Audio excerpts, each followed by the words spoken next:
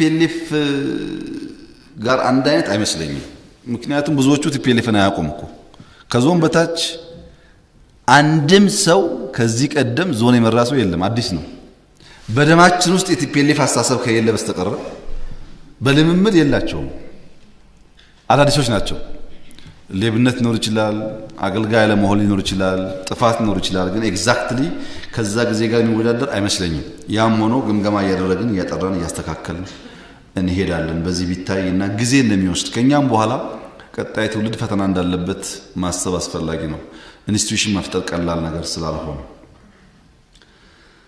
ከእስረኞች መፍታት ጋር ተያይዞ ተነሳው ጥያቄ በመጀመሪያ እጅግ ደስ ያለኝን ነገር ለማንሳት የተከበረው አቶ ክርስቲያን ከዚህ ቀደም እዚህ ምክር ቤት ውስጥ እንዴት እስረኛ አይፈታም ብለን እንጨቃጨቅ ነበር። እኔም ምክር ቤት አባል ሆኜ ስለነበር ነው። ይገርመኛል ለውጡ ከየትኛው ኤክስትሪም የት እንደሄደ ሳስበው። ታስታውሱ ከሆነ አስቸኳይ ጊዜ አዋጅ የነበራችሁ ታውቃላችሁ። በኢህአደግ ዘመን ለማጸደቅ ከምክር ቤት በፊት 4፣ 5፣ 10 ስብሰባ አድርገን ማጽደቅ ብለን አሁን ደግሞ ማንሳት ችግር ሆነ። ኢትስ አ ቢግ ቼንጅ። አስቸኳይ ጊዜ አዋጅ ለማንሳት መንግስት ፓርላማው ቻሌንጅ የሚያደርግበት እስረኛም ተፈቶ ቻሌንጅ የሚደረግበት ዘመን በራሱ ጥሩ ነው። በቂ አይደለም፣ ስራ ይፈልጋል፣ ግን በራሱ ጥሩ ነገር። ይሄ እንደ ትልቅ ለውጥ እና እንደ ደስታ ነው የምወስደው። ነገር ግን ጉዳዩን በሚመለከት ተደጋጋሚ ያነሳሁት ቢሆንም አሁንም ተጨማሪ በተነሳው መንገድ ለመግለጽ አንደኛ ጠላቶቻችን በቀየሱልን መንገድ መጓዝ አሸናፊ ያደርገናል። ጠላቶች ትራፕ ያዘጋጁልናል። እዛ ውስጥ እየገባን መያዝ የለብንም። እኛ ለድል የሚያበቃንን መንገድ መቀየስ አለብን።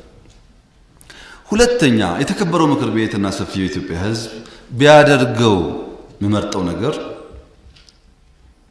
እኔ የተከበረው አፈ ጉባኤን ውሃቸውን ወስጄ ወይም ትርፍ ቃል ተናግሬያቸው ወይም አንድ ብር ሰርቄባቸው ይቅርታ መጠየቅ ጥሩ ነገር ነው። ነገር ግን እኔ መመክራችሁ በድላችሁ ይቅርታ ከምትጠይቁ ተበድላችሁ ይቅርታ የምትሰጡ መሆን የተሻለ ነው። እኛ የሞራል ልዕልና አለን። እናፈርሳቸዋለን፣ እንገላቸዋለን፣ እናጠፋቸዋለን ላሉ ሰዎች ምህረት መስጠታችን የሞራል ልዕልና ይሰጠናል፣ ጉዳት የለውም። ትንሽ ልባችንን ሰፋ አድርገን ማየት ጠቃሚ ነው። ሁለተኛው እንድናስተውል የምፈልገው ነገር ተፈጥሮ ነው። ሁላችሁም እንደምታውቁት ለሁላችንም ሁለት አይን ተሰጥቶናል። ግን ቆም ብላችሁ ብታስቡ ሁለት አይን ለምን በፊት ለፊት ተሰጠን? አንደኛው አይን ከግንባራችን፣ አንደኛው አይን ከኋላ መሆን ነበረበት። ከፊትም ከኋላም እያየን መሄድ እንድንችል ማለት ነው። እግዚአብሔር ሁለት አድርጎ ሲያበቃ ሁለቱንም ፊት ለፊት ለምን አስቀመጠው ብለን መጠየቅ አስፈላጊ ነው። አንዱ አይን ከኋላ አንዱ አይን ከፊት ቢሆን ኖሮ 50% ወደፊት 50% ወደ ኋላ ስለሆነ ሁሉ ጊዜ ባለበት ሂድ ይሆን ነበር ማለት ነው። ለውጥ የለም። ፎርዋርድ ሉኪንግ ስለሚያስፈልግ ነው።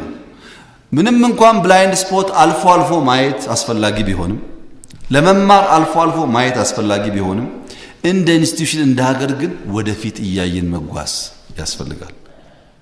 ወደፊት የሚያዩ ሰዎች ደግሞ ከኋላ የሚማሩ እንኳን ቢሆኑ ሙሉ በሙሉ ኋላ ውስጥ አይኖሩም። ሚሞሪ ላይ የዴፊኒሽን ችግር አለ። ሚሞሪ ማለት የዛሬ ዓመት የሆነውን እንዳለ ማስታወስ ማለት አይደለም። የዛሬ 100 ዓመት የነበረውን እንዳለ ማስታወስ ማለት አይደለም። ሚሞሪ ማለት ትናንት ከነበረው መልካሙን ነገር ኤክስትራክት አድርጎ ነገን ኮንስትራክት ማድረግ ማለት ነው። ትናንት ከነበረው መልካሙን ነገር ወስዶ ነገን መስራት ነው እንጂ ትናንት በነበረው መጥፎ ነገር ውስጥ መኖር አይደለም። የኢትዮጵያ ፖለቲከኞች አንድ ችግር አለባቸው። ኢትዮጵያን በሚመለከት ኢትዮጵያ በመሳፍንት ጊዜ ኖራለች። ኢትዮጵያ በኪንግደም በነገስታት ተገዝታለች። ኢትዮጵያ በሪቮሉሽነር ተገዝታለች። ኢትዮጵያ አሁን ያላት ቆዳ ሰፍቶ ጠቦ ያውቃል። አሁን ያለው ፖፑሌሽን ሰፍቶ ጠቦ ያውቃል። በዚህ ምክንያት ኢትዮጵያ የሚል ስም መጠቀም የለብንም ብለው የሚያስቡ ወይም ኢትዮጵያ የሚለውን ስም መጠቀም የሚቸገሩ ሰዎች አሉ። እነዚህ ሰዎች ቀላል የሆነ ምሳሌ ቀላል የሆነ እይታ በማየት አመለካከታቸውን ማስተካከል ይችላሉ። ይሄ ምንድነው? እኔ አሁን ያለኝ ተክለሰውነት አሁን ያለኝ ዕውቀት አሁን ያለኝ ንግግር ሳይኖረኝ አንድ አመት ላይ እየዳሁ በእጅና በእግሬ በመጓዝበት ወቅት ስሜ አብይ ነበር። ከ3-4 አመት በኋላ ደግሞ በእግሬ መጓዝ ጀምርም አብይ ነበርኩ። ትምህርት ቤት ሲሄድም አብይ ነበርኩ። ሳገባ ስወልድም ዛሬም አብይ ነኝ። እኔ ማደጌና ማነሴ አብይ መሆኔን አይቀይረውም። የኢትዮጵያ ሳይዝ መስፋት መጥበቡ ኢትዮጵያ የሚለውን ስም አይቀይረውም። መሳፍንት የሚግዛው ንጉስ ኢትዮጵያ ነች። ይሄ ቀላል ነገር የሚያስቸግራቸው ሰዎች ከትናንትና ውስጥ መልካም ነገር ኤክስትራክት ማድረግ የሚቸገሩ ናቸው። እውነት ነው የኢትዮጵያ ፖፑሌሽን 100 ሚሊዮን አልነበረም። እውነት ነው የኢትዮጵያ የፓርላማ ንግግር ይሄ አልነበረም። እውነት ነው በጣም በርካታ ፋክቶች አሉ ወደ ኋላ። ያ ግን ኢትዮጵያዊ መሆናችን አይቀይረውም። በሳይዝ በፖፑሌሽን በፖለቲካል አስተዳደር በነበረን ገቨርናንስ ስርዓት ምክንያት ስማችንን መቀየር ሳይሆን አሁን ላለው ሳይዝ ፊት የሆነ ማንነት መፍጠር ነው። ይሄ ደግሞ የሁሉም ሀገር ኤክስፒሪየንስ ነው። አሜሪካም እንግሊዝም ጀርመን የትም ብትሄዱ ታሪክ አላቸው። ጠበው ሰፍተው ያውቃሉ። ወደኛ ጉዳይ ሲመጣ እኛ እስረኞች የፈታነው ለሶስት ጉዳይ ነው። አንድ ዘላቂ ሰላም ለማምጣት ዘላቂ ሰላም የጋራ ቤት ለመስራት ስለሚያግዝ፣ ሁለት የታሳሪዎቹ ሁለንተናዊ ሁኔታን ታሳቢ ያደረገ ሁሉ እስረኛ አልተፈታም። የተፈቱ ሰዎች ሁኔታቸውን ከግምት ያስገባል። ሶስተኛ ያገኘነውን ድል ለማጽናት ነው። ድል ማጽናት በጣም ትርጉም ያለው ጉዳይ ስለሆነ ለምንድን ያደረግነው? ይሄ ጦርነት አደገኛ ነገር እንደሆነ ከዓለምም ከራሳችንም ተምረናል። በዓለም ላይ ባለፉት 3400 ዓመታት በተደረገ ጥናት 3400 ዓመታት ውስጥ ዓለም 14500 ውጊያዎች አካሂዳለች። 14500 ውጊያዎች። እዚህ ውስጥ 3.4 ቢሊዮን ሰው ሞቷል። ባለፉት 3400 ዓመታት የዓለም ሕዝብ ከጦርነት ውጪ እፎይታ አግኝቶ የኖረው 268 ዓመት ብቻ ነው። 8%። 92% ጦርነት ነው። ታዲያ ዓለም ከራሱ ታሪክ ካልተማረ ከምን ይማራል? 3.4 ቢሊዮን ሰው ሞቶብን ከ3000 ዓመት ውስጥ 268 ዓመት ብቻ እፎይታ አግኝተን ዘሬስት አንዴዛ ውጊያ ውስጥ ኖረን ጥቅምና ጉዳቱን አመዛዝነን ትምህርት መውሰድ ካልቻል ከምን እንማራለን? 2015 ብቻ 52 ወታደራዊ ግጭቶች ተመዝግበዋል። ግጭት በየጊዜው የሰውን ህይወት እየቀጠፈ እያወደመ የሄደ ነገር ነው። ከዚህ መማር በእጅጉ ያስፈልጋል። ወደኛ እንምጣ። ኢትዮጵያ ከጦርነት ተገላግላ የምታውቅበት ዘመን የለም። ሳይዝና ቦታው ይለያያል እንጂ የኢትዮጵያና የኤርትራን ጦርነት ብቻ እናስብ። 30 ዓመት የፈጀው ምን ነበር ያጋጨን? ኤርትራ የሚባል ስም አለ፣ ኤርትራ የሚባል ባንዲራ አለ፣ ኤርትራ የሚባል ድንበር አለ። ይሄንን ተቀበሉና ራሳችን እያስተዳደርን በኮንፌዴሬሽን አብረን ከወንድሞቻችን ጋር እንኖር የሚል ጥያቄ የኤርትራ ወንድሞቻችን አንስተው እኛ ጥያቄውን በሰከነ መንገድ እና በተለያየ አማራጭ ማየት ስላልቻል 30 ዓመት ኤርትራን አድቀን ኢትዮጵያን አድቀን ከዛም ገለን ከዚህም ሞቶ መጨረሻ ግን የዓላማ አልተሳካም። ኤርትራ ተገንጥላለች። ለምን ተዋገን? 30 ዓመት የሚገነጠሉ ከሆነ አሁን ምጽዋ ብትሄዱ የዛ 30 ዓመት ውጊያ ምን ያክል ጥፋት እንዳሳደረ በከተማ ውስጥ ይታያል። ብዙ የፈረሱ ቦታዎች አሉ። መማር ያለብን ከታሪካችን ከነበረው ሁኔታ ነው። በተለይ የእርስ በርስ ጦርነት በዓለም ላይ ካሉ ግጭቶች 3 እጥፍ የተራዘመ ነው፣ አይቋረጥም። ይሄ የተራዘመ ጦርነት ፕሮትራክትድ የሚባለውን የውጊያ አይነት መከተል ደግሞ ለኛ ኢኮኖሚ ለኛ ማህበረሰብ አያዋጣም። አደገኛ ነገር ነው የሚያስከትለው። በእርስ በርስ ጦርነትም ፍጹም ድል የለም። ፍጹም ድል የሚጠብቁ ሰዎች አሉ። የለም። የውጭ ሰዎች በገንዘብ በሐሳብ በመናምን ጣልቃ የገቡ ጉዳዩ የብሔር ጉዳይ የብሔር ግጭት ሆኖ የመሬት ጉዳይ ሆኖ አልቲሜት የሆነ ፍጹም ድል ማግኘት አይቻልም። ገለህ አውድመህ ምናምን እፎይታ ታገኛለህ እንጂ ከፍጹም ድል ቀጥሎ ያለው ጊዜያዊ ድል ነው። በውጊያ ታሸንፍና ዝም ካልከው ተመልሶ ይበላል። በውጊያ ያሸንፍከው በሰላም መድገም አለብህ ሰስቴን ለማድረግ ድሉን። ሶስተኛውና እኛ ምን መርጠው በቂ ድል ነው። ፍጹም ድል የለም። በቂ ድል ማለት ሀገርን ሲኦልም ገብቼ አፈርሳለሁ ሲል ሞተህም ቢሆን ሀገርን መታደግ በቂ ድል ነው። ኢትዮጵያ አትፈርስም ብለን ከዚህ ቀደም ያልነውን መልሰን እናጸናለን። ኢትዮጵያ አትፈርስም። ማንም ቢያስብ ኢትዮጵያ አትፈርስም። በእንደዚህ አይነት ቢገር ኮዝ መስዋዕትነት ተከፍሎ ሀገር መጽናት አለበት። ትክክል ነው። ከዛ ባለፈ ግን የራስን ወገን የራስን ወንድም በምትገልበት አፋርን ትግራይ ገሎ ትግራይን አፋር ገሎ አልቲሜት የሚባል ድል ሊመጣ አይችልም፣ አይመጣም። በነገራችን ላይ ውጊያው የሚቀሰቅሱ ሰዎች እኮ አብዛኛዎቹ አይሞቱም። የደሃ ልጅ ነው እየሞተ ወላጅ ጧሪ የሚያጣው። ከዚህ አንፃር ውጊያውን ስናይ ብዙ መጥፎ ጎኖች እንዳሉትና ሌላ ምርጫ ካለ ውጊያ ምንገታበት ማየት በመጥፎ ባይታይ ጥሩ ነው። ከህግ አንፃር የተከበሩ አቶ ክርስቲያን ያነሱት የህገ መንግስት አንቀጽ ትንሽ ለመከራከር ጠንካራ አንቀጽ አይመስለኝም፣ ለክርክር ከህግ አንፃር ለማየት ማለት ነው። ምክንያቱም 28 አንድ እርሶ እንዳነሱት ቢሆንም የሚያተኩረው ምህረትና ይቅርታ ላይ ነው እንጂ ስለ ክስ ማቋረጥ አይደለም የሚናገረው። ምህረትና ይቅርታን በሚመለከት 28 አንድ ከተናገረ በኋላ ይቅርታ ራሱ የቻለ አዋጅ አለው 840 2006 የሚባል በምክር ቤት የወጣ አዋጅ አለው። ይቅርታን በሚመለከት እንዴት እንደምንሰራ የሚያሳየው አዋጅ 840 ነው። ምህረት 1089 2011 የወጣው ነው። ከህገ መንግስት የተቀዳ ምህረት ሲደረግ እንዴት እንደምንፈጽም የሚያሳየው። ክስ ማቋረጥ ግን 943 ነው። 943 2008 በአቃቤ ሕግ መቋቋሚያ አዋጅ ላይ ያለው እንዴት ክስ ሊቋረጥ እንደሚችል ያሳያል። ሶስቱም አዋጆች ናቸው። ሶስቱም ከህገ መንግስት የተቀዱ ናቸው። ከህግ አንፃር እንብዛም ክፍተት ያለ አይመስለኝም።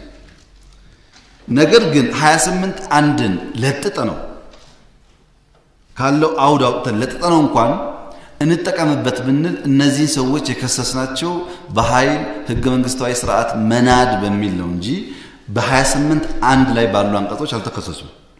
እስረኞቹ አልተከሰሱም። በዛ ሌላው የተከበሩ ምክር ቤት እንዲያስታውሱ የምፈልገው ነገር ክስ ማቋረጥ ማለት አቃቤ ሕግ ከመሬት ተነስቶ ክስ አያቋርጥም። ክስ ማቋረጥ ሲፈልግ ከነ ምክንያቱ ወደ ችሎቱ ነው የሚሄደው። ለችሎቱ አስልቶ ፍርድ ቤት አውቆት ነው ክስ የሚቋረጠው እና የህግ ፕሮሰስ ብዙ የለበትም። የእርሶ ኮንሰርን ይገባኛል። የሰዎቹን በደል እርሶ እንዳሉት ነው። እዛ ጋር ልዩነት የለንም። የሆነው ግን ለኢትዮጵያ ጥቅም ነው። አሁን እዚህ ቦታ ላይ ዘርዝሬ መናገር የማልችለውና የማልፈልገው ነገር ባለፈው አንድ ወር እነዚህ ሰዎች መንፈሳቸው ኢትዮጵያ በጣም በጣም በጣም ከምትገምቱበት ተጠቃሚ ናት። በግል ጉቦ ተቀብለን አለቀቅናቸው። እንደዛ ካደረግን ጥፋት ነው። ጓደኞቻችን ስለሆኑ ዘመዶቻችን ስለሆኑ አላደረግነው። ያደረግነው ለኢትዮጵያ ጥቅም ነው። ጥቅሙን ደግሞ አይተነዋል። በተግባር በፊገር በቁጥር አይተነዋል። እና የሚጠቅም ነገር ሲኖር ፕራግማቲክ መሆን ቢወደድ ጥሩ ይመስለኛል። ለሀገር ጥቅም ነው። ምን ሞተውም ለሀገር ነው። ምን ፈታውም ለሀገር ነው። ምን ነጋገረውም ለሀገር ነው። ሌላ ዓላማ የለውም። ሰው ህይወቱን የሚያክል እኮ መገበር የሚሄደው ሀገር ያትነካብኝ ብሎ ነው። ሀገርን የማያስነካ ጉዳይ ከሆነ እንደዚህ አይነት እርምጃዎች ቢወሰዱ በክፉ ባይታይ ጥሩ ይመስለኛል። ድርድር አለ ወይ ላሉት እስካሁን የተደረገ ድርድር የለም። እስከዚህ ደቂቃ ድረስ ስለ ድርድር ብዙ ሲወራ ሰማለሁ፣ ግን እስካሁን ድርድር አላደረግንም ማለት እስከናካቴው ድርድር የሚባል ነገር አይኖርም ማለት አይደለም። ድርድር ውይይት ማለት ችግር ተወግዷል ሳይሆን ችግር ለማስወገድ አማራጭ ኦልተርናቲቭ መንገድ አለው ብሎ ማየት ነው። በድርድርም ኢትዮጵያን የምናጸናው፣ በንትርክም ኢትዮጵያን የምናጸናው፣ በውጊያም ዋጋ የምንከፍለው ኢትዮጵያን ለማጽናት ነው። ኢትዮጵያን ለማጽናት ህይወታችንን ገንዘባችንን ምንገብር ከሆነ ኢትዮጵያን ለማጽናት ስሜቶቻችን አምቀን መነጋገር የሚቻል ከሆነ ደግሞ በደስታ ማየት ጥሩ ነው። ለዚህ አንድ የእስራኤል ፕሬዝዳንት በአንድ ወቅት ያሉትን ማስታወስ ፈልጋለሁ። እኚህ ፕሬዝዳንት እስራኤል እየተዋጉ ከሐማሶች ጋር ከሂዝቦላ ጋር ይደራደራሉ። በነገራችን ላይ ቲፒኤልኤፍ ከኦነግ ጋር ይደራደር ነበር። ደርግ ከሻዕቢያና ከቲፒኤልኤፍ ጋር ይደራደር ነበር። ድርድር ማለት እርቅ ማለት አይደለም። ድርድር ውስጥ በጣም ብዙ የሚገኙ ነገሮች አሉ። ለምሳሌ ይቅርብኝ ግን አሉ ጥቅሞች እና እኚህ የእስራኤል ፕሬዝዳንት በጦርነት ጊዜ ምንም የሰላም ጭላንጭል እንደሌለ ሰላም ተስፋ እንደሌለው አስበን ጨክነን እንዋጋለን። በድርድር ጊዜ ደግሞ ተጋይተን እንደማናቅ ጦርነት የሚባል እንዳልነበረ በሰከነ መንፈስ እንደራደራለን። ሁለቱንም እናደርገው ለእስራኤል ጥቅም ነው ብለዋል። እኛ በውጊያው ጊዜ የነበረን አቋምና ሂደት ለምክር መግለጽ አይጠበቅብኝም። አቋማችን ግልጽ ነው። በኢትዮጵያ ጉዳይ ላይ ምንም ማንደራደር መሆኑ ግልጽ ነው። አሁንም የምናደርገው የዛ ተገላቢጦች ተደርጎ መታየት አለበት። ታስታውሳላችሁ በዝግ ስንወያይ እኛ በህይወት እያለን ኢትዮጵያን አፍርሰው እነዚህ ሰዎች አዲስ አበባ አይገቡም ብያችሁ ነበር። በቴሌቪዥን ያልተላለፈም ያው ውይይት ነበራችሁ ብዙዎቻችሁ። ያኔ የተወያየው ነገር ነው በኋላ ተፈጽሞ ያየነው።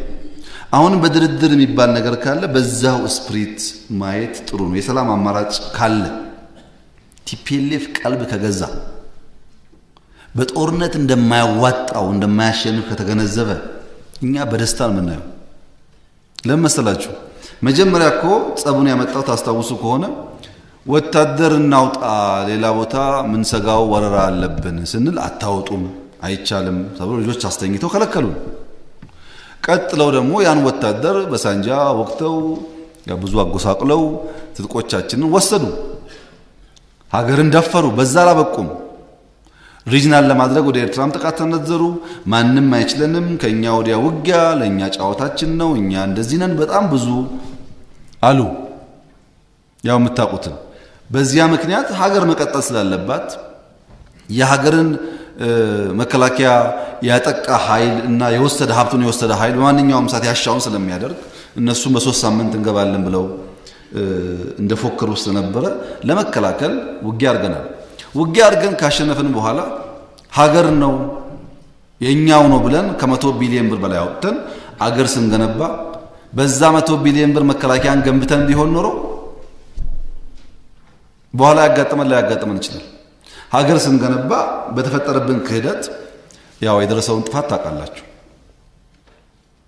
አሁን ደግሞ ወደዛ የሚያስኬድ ጉዳይ የለም ብለን የቆምንበት ዋናው ምክንያት በእያንዳንዱ ቦታ ወታደር ማስቀመጥ ግዴታ የለብንም።